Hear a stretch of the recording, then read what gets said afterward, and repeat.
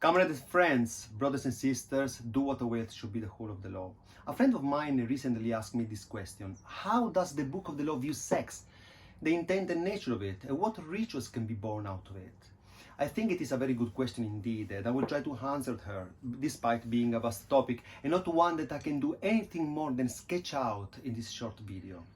Sex in the Book of the Law is the biggest pillar ever. The interactions between Nuit and the Hadith, the beast and the skeleton woman in the book are absolutely epic. Sex, better called love for its wider implication, is the church, the temple and the path of all this. In this regard, it is important to understand the link between the Book of the Law and the Tantric tradition.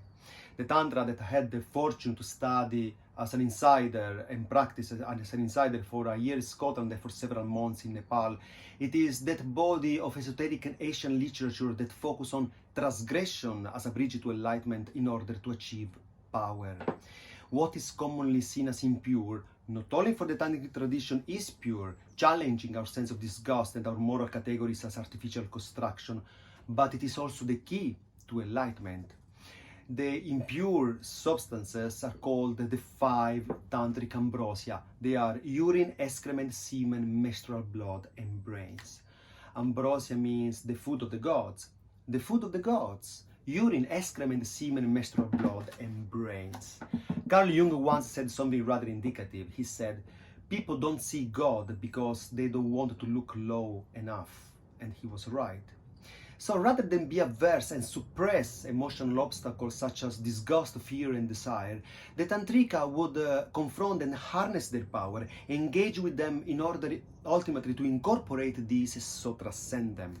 So ritually ingesting, using or offering traditionally taboo substances will result in a psychological and energetical breakthrough, recognizing and absorbing the tantric perspective by which all the phenomena are pure, perfect and simply divine. In all this evolves the Book of the Law as a modern revelation that a couple had received in Cairo, although in my opinion it's like if they took it as a succulent, juicy fruit. In the Book of the Law we find all the 5 ambrosia, and explicitly one, and you know which one is that: menstrual blood.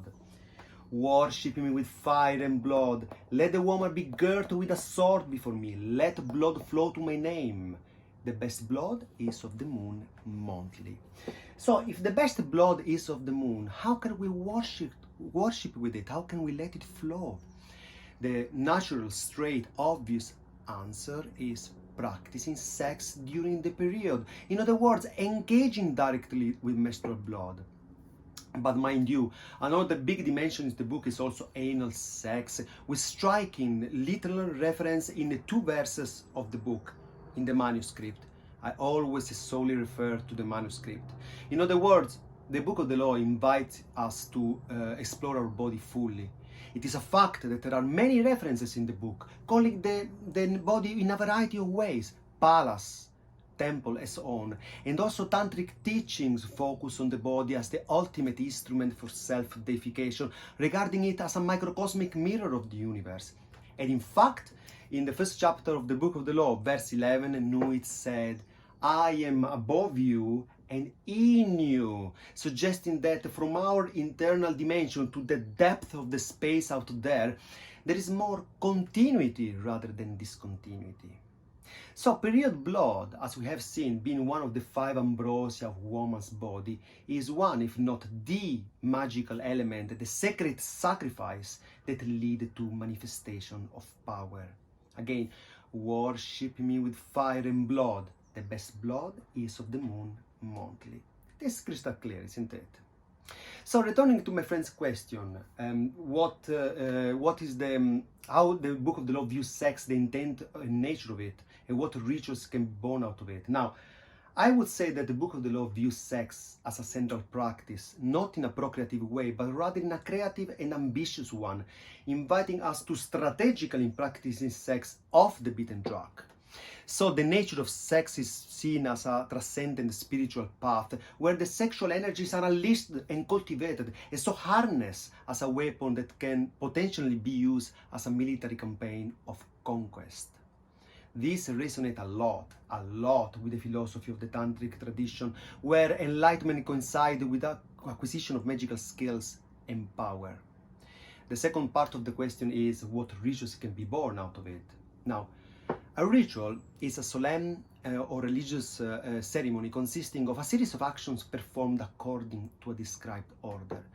But in the case of the accomplished Thelemites, all the rituals are abrogated, and so sex, more than a ritual, is a free, spontaneous, purposeless, and passionate act of worship of the partner's body, regarding it as a temple in any part, in any way, and in all its manifestations.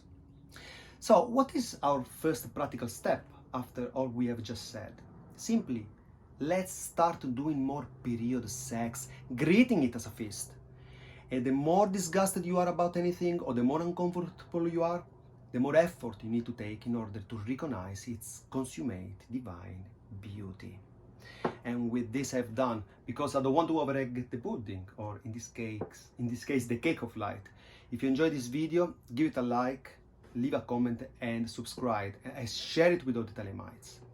And loving you under will, let me remind you, there is just one way, and that is your way. Ciao.